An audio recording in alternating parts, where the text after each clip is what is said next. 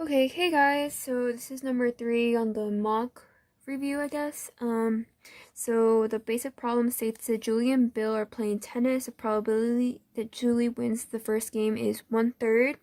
If Bill wins a game, the probability that he wins the next game is 0.8. If Julie wins a game, the probability that she wins the next game is 0.5. So let J be the event that Julie wins a game, and let B be the event that Bill wins the game. So the first part A is just copy and complete the tree diagram below. So given information, there's two probabilities, Julie and Bill. So the probability that Julie wins is given is 1/3. So since all probabilities for each event have to add up to 1, we can automatically assume that Bill's probability of winning the first game is 2/3. And since they play a second round, it is given that if Bill wins a game, the probability that he wins the next game is 0.8. Is 0.8 for Bill. So then, same idea, has up to add to 1, so Jill is 0.2. And then if Jill wins the first game, the probability she wins the next game is 0.5. So this is our basic tree diagram for part A. Now for part B of number 3, it asks us to find the probability that Julie wins the second game. So this technically requires knowledge from part A, which will help you a lot. So since we're looking for the probability that Julie wins the second game, we basically look at these branches of the tree diagram, since Julie won the second game in these sequences, I guess.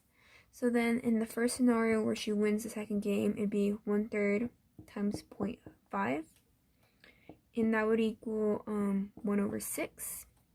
And then in the second scenario where Julie wins second, it was 2/3 times 0.2, because you multiply the probabilities, and for this case it was 2/15. And so ultimately we have to add these two, and together these two equal 0.3. So I just left it in this form for the probability that Julie wins the second game. So now finally the last part to question 3 is part C, which asks, given that Julie wins the second game, find the probability that Julie won the first game. So this probability question can basically be rewritten as probability that Julie wins first over Julie winning second. So now the denominator should be the probability that Julie wins second, which we already found in part 3, so there's not, in part B, so there's no need to solve it again. So now for the numerator though, we have to find the probability that Julie won second while also winning first. And so it'd be 1/3 times 0.5, and that equals 1/6, so that should be the numerator. And now 1/6 over 0.3 is 5/9.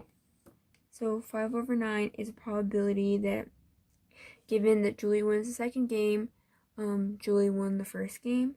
And a good way to check that your answer makes sense and is correct is all your probabilities should be less than 1. If they're greater than 1, then you probably did something wrong, and that's a pretty common mistake. So yeah.